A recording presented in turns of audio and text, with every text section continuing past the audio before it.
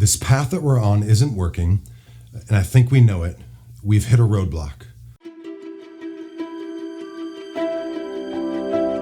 As Christians, even just as people, our culture is changing, and we try to change with it, but nothing changes. There's a bumpier path that we could take. There's a lot of potholes on that path. It's narrower. We're probably going to get a flat tire. But what if it leads to those things that we really want?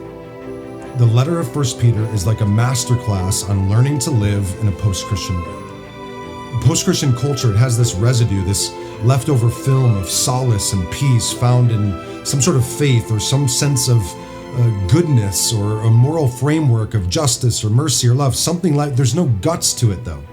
And there's no commitment, there's no courage or risk, or there's just personal freedom and self-exploration. And it looks like Christianity kind of, but it isn't, and it's empty, and I think we know it. So here's the question.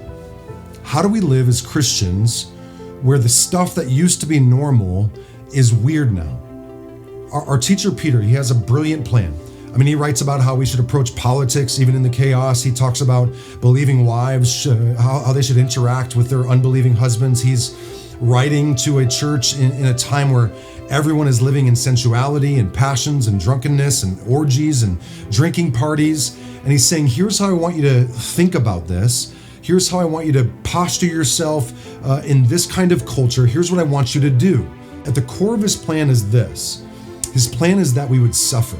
Endure suffering and trials and persecution, and the persecution of the churches that he was writing to, it's actually a lot like ours. They were facing similar things. They were being pushed to the margins. They were being mocked and reviled. They were being ignored and cast away. And he says, endure that. Because of your living hope, be patient in trials. They're doing something.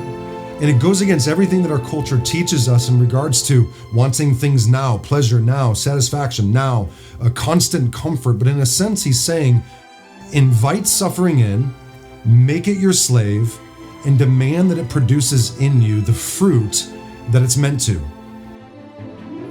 And after you have suffered for a little while, the God of all grace will himself restore, confirm, strengthen, and establish you. This is Peter on learning to live in a post-Christian world.